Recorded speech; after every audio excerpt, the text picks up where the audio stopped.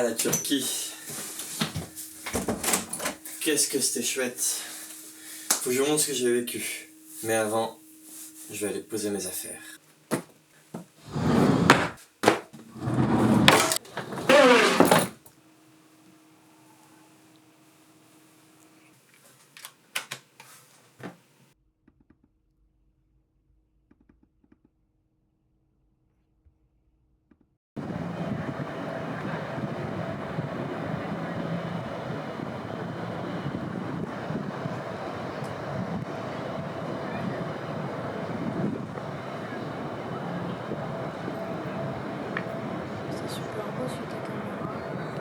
Laissez-moi vous expliquer pourquoi je suis parti.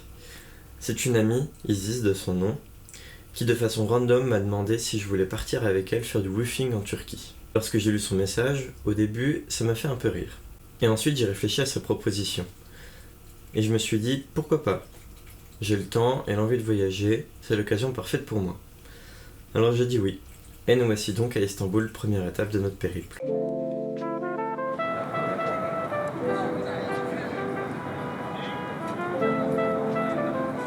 Dès notre arrivée, après avoir posé nos valises à l'auberge, on est sorti se balader. Nous étions dans le quartier Sultanahmet, le plus touristique, où se trouve le palais Topkapi, la mosquée bleue et l'église Sainte-Sophie. Ce soir-là, on s'est juste baladé dans le quartier, on a pris un durum kebab et on a longé la côte.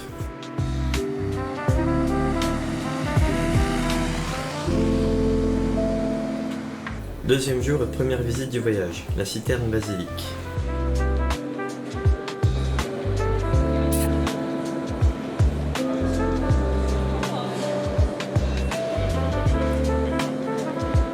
Un peu d'histoire pour votre culture personnelle. Ce monument a été construit au VIe siècle par plus de 7000 esclaves. Sa fonction, stocker l'eau acheminée par aqueduc pour alimenter le palais Topkapi et la capitale de l'Empire byzantin, Constantinople. Ce lieu est juste magnifique, imposant et bloqué dans une époque qu'on ressent. L'atmosphère du lieu est calme, lorsqu'il n'y a pas trop de touristes, et le jeu des lumières sublime les nombreuses colonnes de la citerne.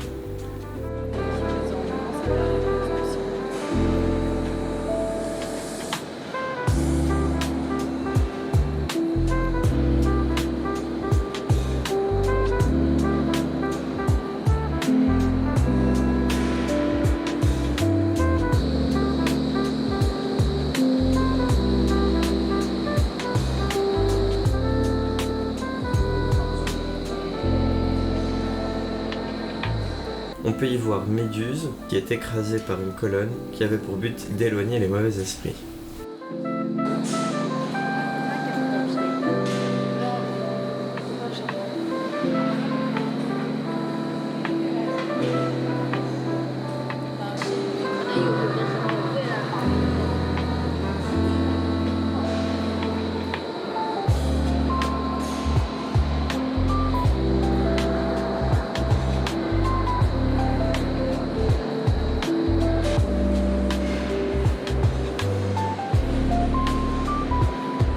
Une fois sorti, on a continué notre balade dans la ville en se dirigeant dans le quartier égyptien pour aller au bazar. Je n'ai pas filmé cet endroit, mais pour vous donner une idée, c'est un grand marché avec plein de boutiques collées les unes contre les autres.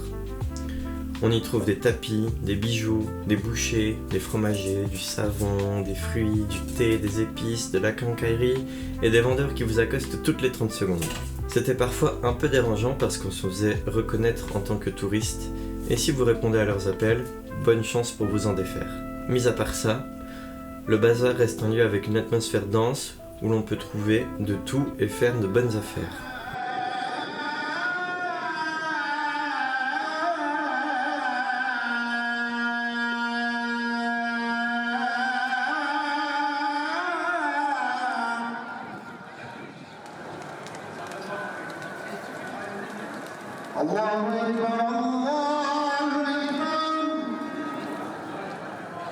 Le soir, on est sorti avec Alessandro, un équatorien de notre auberge. On est allé à Karaköy, un quartier sur la rive d'en face. On a trouvé un bar où jouait un groupe de musique qui faisait des reprises. Je vous laisse avec quelques images de la soirée. Fotoğraf senin hem kılıç kalıp bunu gelme beni gel.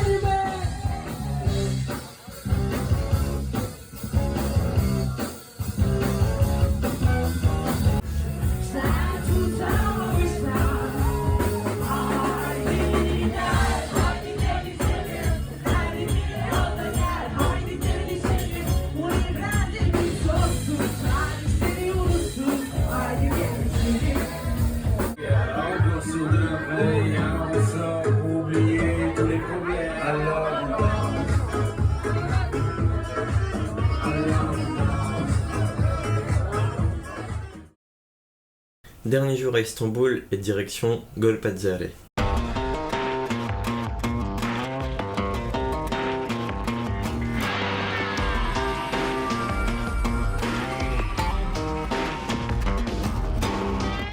On ne se rend pas dans la ville même, mais à quelques kilomètres, paumé dans la campagne. On y restera 10 jours avec Isis, car c'est notre lieu de woofing. Alors pour ceux qui ne sont pas familiers du concept, c'est un peu comme du bénévolat. Généralement, on se trouve dans une ferme biologique, et les propriétaires accueillent des woofers pour les aider dans leurs tâches du quotidien. En échange de l'aide fournie, les hôtes offrent le logis et la nourriture. C'est un moyen d'échanger des savoir-faire, de rencontrer des locaux, d'en apprendre un peu plus sur leur vie et le pays dans lequel on vit.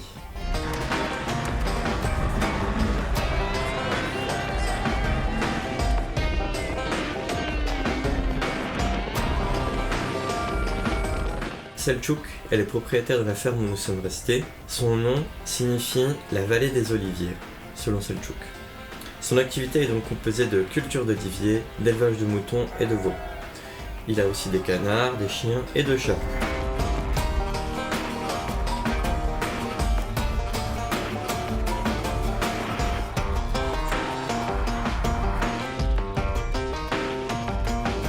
Avec ses oliviers, il produit de l'huile d'olive, des savons, des crèmes et bien évidemment des olives. Ses moutons servent à faire de la viande et ses veaux sont revendus lorsqu'ils sont assez grands. Selçuk produit aussi des sauces à base de tomates, du vinaigre et des confitures. Mais son activité principale est la livraison de commandes. Il a développé un système de livraison pour ses clients d'Istanbul, de produits fermiers et du marché de Golpazare. Tous les mardis, après que ses clients aient passé commande via WhatsApp, il va au marché pour acheter tous les produits dont il a besoin. Fruits, légumes, noix, fromage, lait et autres. Avec Isis et Julia, la copine de Selçuk, on l'accompagnait pour l'aider avec tous les produits qu'il achetait et c'était aussi l'occasion pour nous de sortir et rencontrer des locaux. Une fois tous les produits achetés, Selçuk nous emmenait dans un petit restaurant pour manger de la soupe de tête de mouton. Ça n'a pas l'air très ravissant dit comme ça, mais c'est très bon. La soupe est épaisse et les morceaux de viande sont cuits et coupés. Sinon, il y a aussi une soupe aux lentilles vertes qui était aussi très bonne. Après le repas et un thé, on rentre à la ferme pour préparer chaque commande.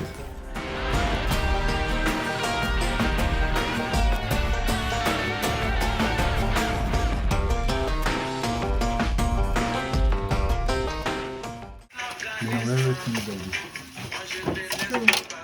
You know everything, You baby. need to trust me. I know. Trust different. Listen Trust. to me. Listen to my intuition. Trust me. You need to check again. My man busy with you.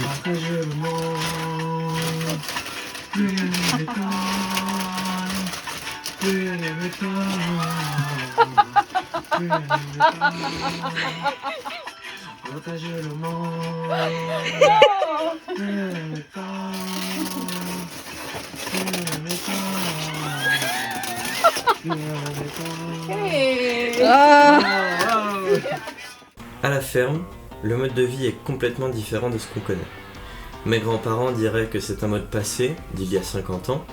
Je dirais plutôt que c'est un mode de vie de la campagne rustique. Rustique car la maison est en bois, chauffée avec un poêle à bois, avec l'électricité et l'eau courante. On y retrouve toutes les commodités, cuisine, WC et salle de bain, même si la plupart du temps on faisait pipi dehors. Concernant la douche, c'est un jour sur 2 ou 3. Dans une petite pièce entièrement carrelée, chauffée par un poêle à bois et qui chauffe également l'eau. Les équipements sont un seau, un petit pichet et du savon. Très rudimentaire, mais ça marche et c'est bien plus économe en eau. Les journées étaient les suivantes. Réveil à 8h ou 9h, on sortait les moutons pour ajouter leur nourriture dans les mangeoires et on nourrissait les veaux également. La nourriture est composée de foin, de betteraves à sucre haché, de grains et de poudre alimentaire.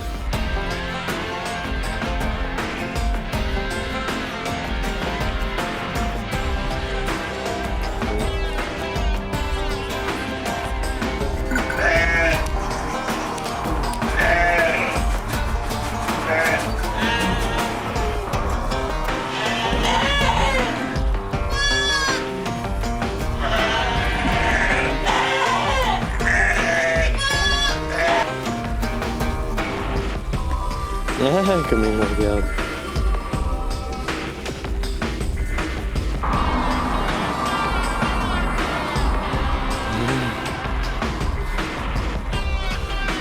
Voilà.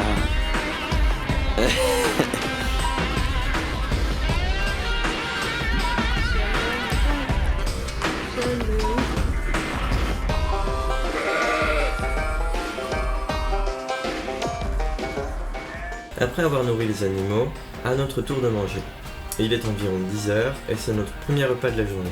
Pour accompagner le repas, du thé de romarin, de sauge ou de plantes locales cueillies dans la montagne. Puis vers midi, on reprend les activités. Épandage du fumier, confiture, préparation de commandes, coupage de savon, cuisine, etc.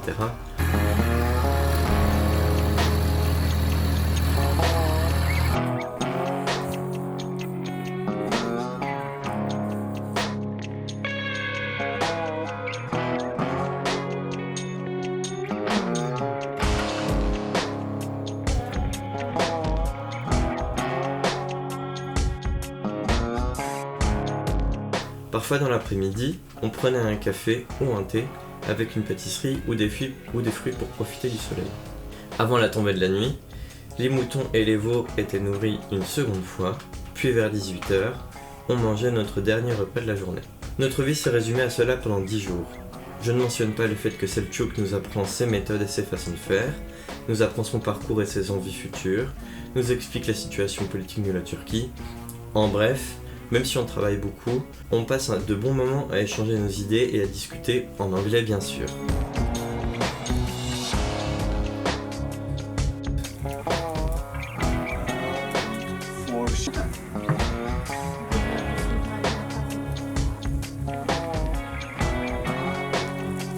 You see my hand? Oui. I say hello.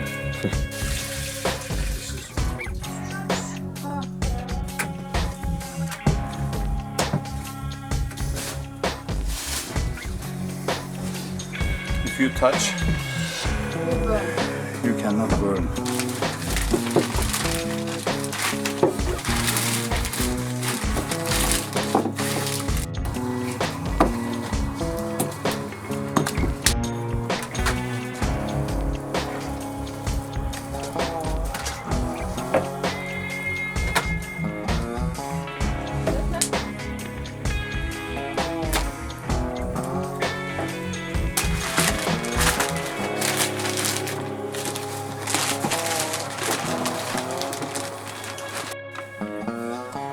So much.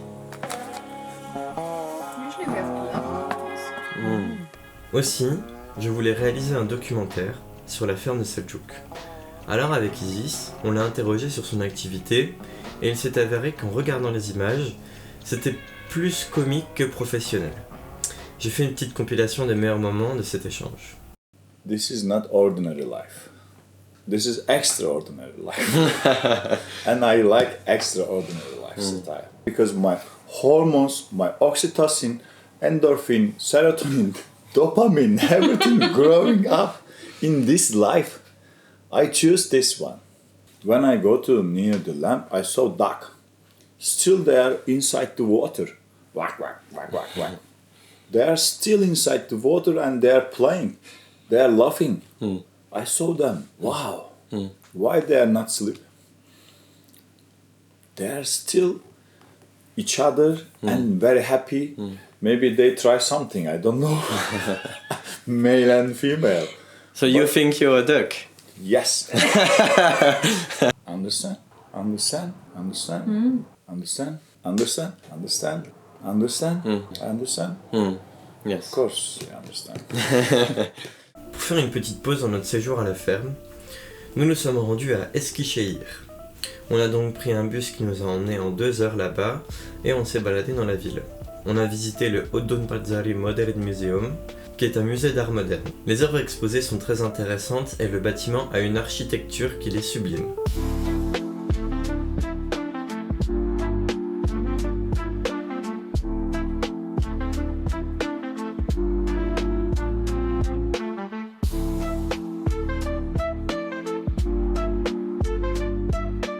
Après un petit tour dans le quartier touristique, on s'est posé dans un petit restaurant pour manger. Et enfin, on s'est baladé dans le centre-ville en direction de la gare routière.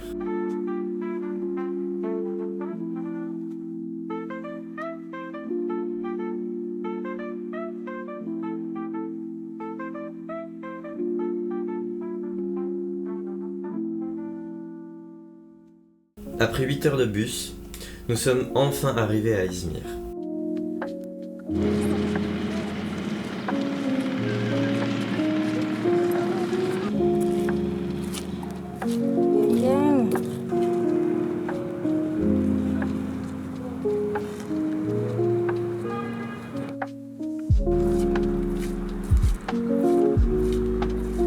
Une ville côtière m'a été recommandée par un ami et par Selçuk.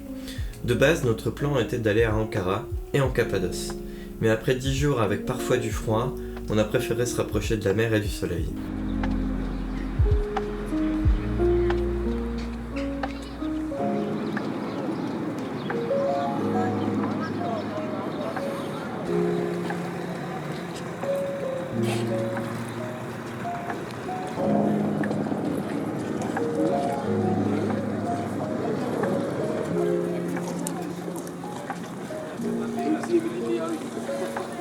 Puis on est allé prendre un gros petit déjeuner dans un restaurant un peu chic, où on a très bien mangé.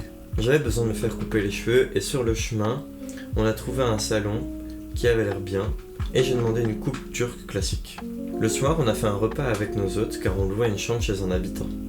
On leur a proposé à lui et sa copine de faire un repas, et comme sa copine est cuisinière, c'est elle qui nous a préparé le repas. On a très bien mangé, et on a bien discuté avec eux. Ce sont des gens très sympas et souriants.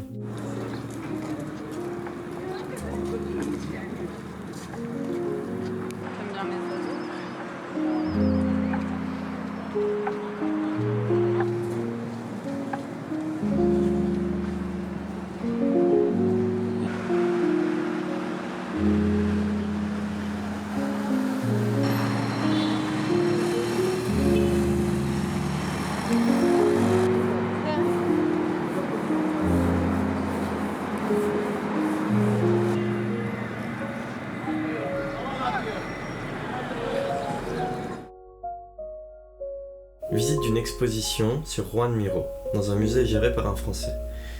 L'exposition était intéressante car je ne connaissais pas du tout l'artiste ni ses œuvres.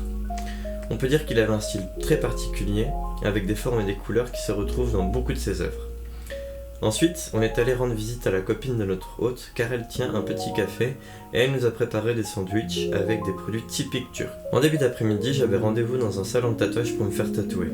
Gökberk est le tatoueur qui m'a fait un vase avec des fleurs sur mon ventre et il était super sympa.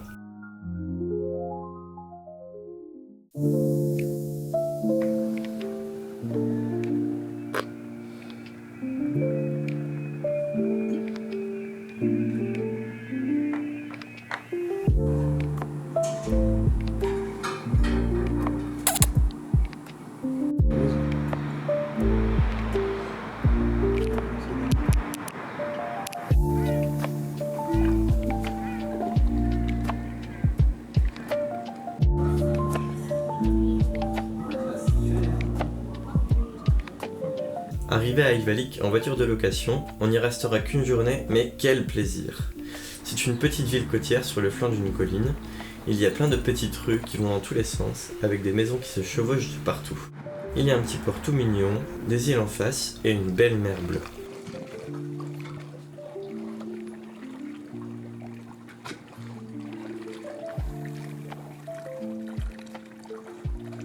Dans l'après-midi, on a visité une église qui était la première construite dans la ville et la région.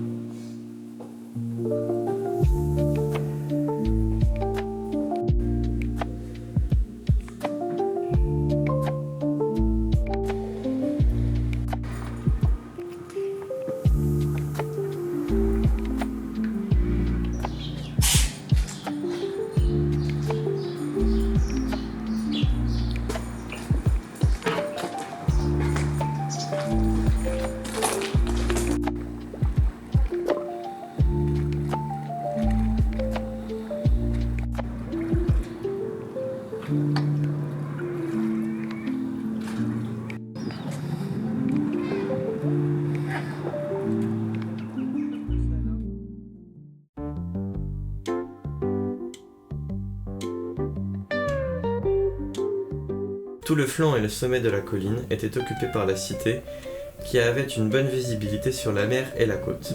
Ce lieu était très imposant et on pouvait ressentir les années de la civilisation qui s'y sont produites. Les colonnes, les murs, l'amphithéâtre et tous les vestiges en pierre qui sont encore en place nous plongeaient dans une temporalité complètement différente. On avait vraiment l'impression d'être dans cette cité grecque.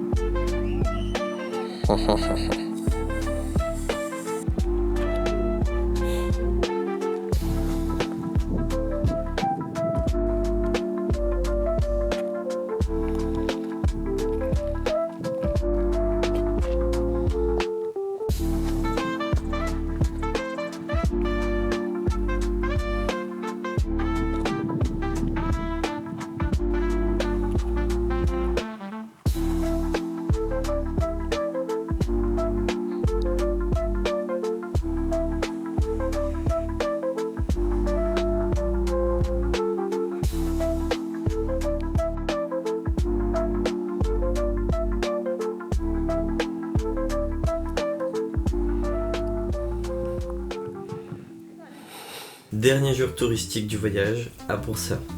On a visité le vieux centre-ville qui est entouré d'une vieille muraille de plus de 2000 ans, perchée sur le plus haut point de la ville.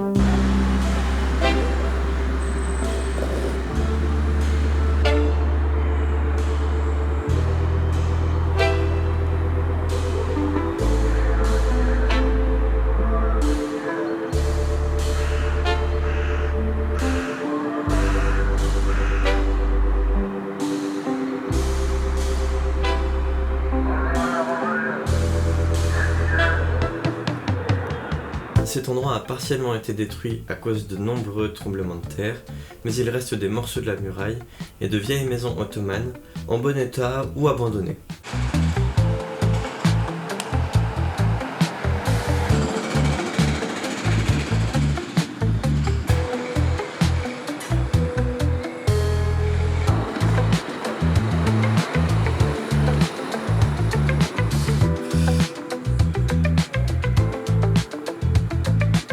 Évidemment, il y a des chats de partout.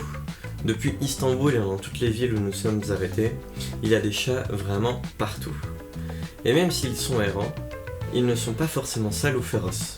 Au contraire, étant donné que ce sont les habitants qui s'en occupent et qui leur donnent à manger et à boire, ils sont très gentils et se laissent très facilement caresser.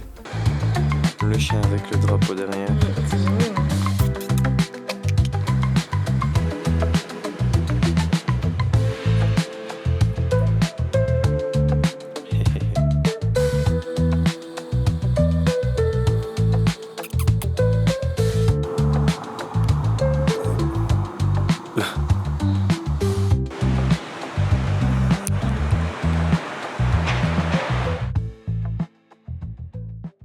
Puisque je parle des chats, je peux aussi parler des gens, les Turcs. En général, ils étaient contents de voir des étrangers, surtout lorsqu'on parlait turc avec eux.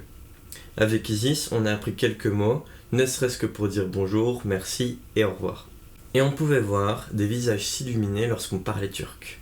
Également, on nous demandait d'où on venait. Alors on disait qu'on était français. Idem, ils étaient contents de voir des Français, même si parfois certaines personnes se sont retournées lorsqu'on a dit qu'on était français. Le motif principal de ce refus était l'image de Macron à l'international. À part ça, on a ressenti une grande hospitalité et une grande humanité de la part de ce peuple. Plus en campagne qu'en ville, mais nous avons bien été considérés tout le long de notre voyage. Également, la nourriture. Avant de venir en Turquie, je ne connaissais presque rien sur le pays. Et la nourriture en faisait partie. C'était une grande surprise de voir, ou de goûter plutôt, la nourriture turque est si bonne. Beaucoup de saveurs, plein d'épices et pas mal de viande aussi. Principalement du bœuf, du mouton et du poulet. Mais la viande était différente de la France. Le mouton reste une viande forte en goût, mais elle est plus ronde, plus juteuse, moins forte, moins agressive qu'un gigot d'agneau par exemple. Et pour accompagner les plats, le thé.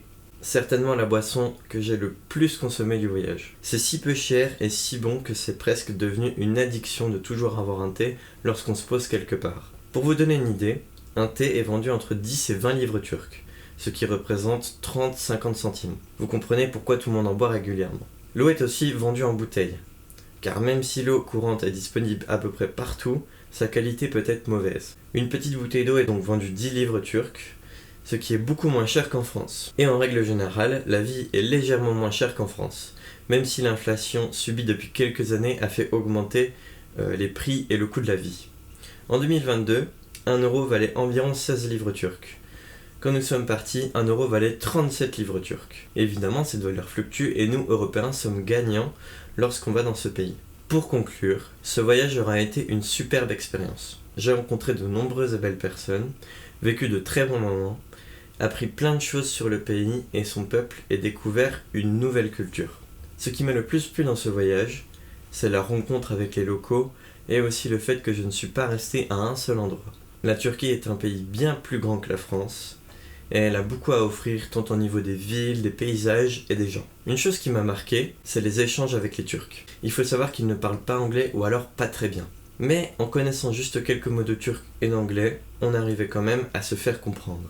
Cependant, lorsqu'on avait besoin d'aide, on utilisait Google Traduction et c'est un outil bien utile. Mais on ne l'utilisait que rarement au final. Les chats des villes sont d'une très bonne compagnie.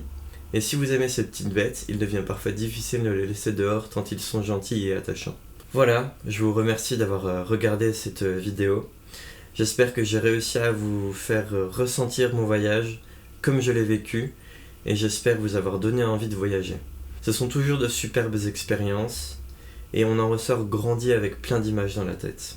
Sur ce, je vous laisse avec quelques images de mon voyage. Ça y est, on y est. Tu viens d'arriver à Istanbul. Yes.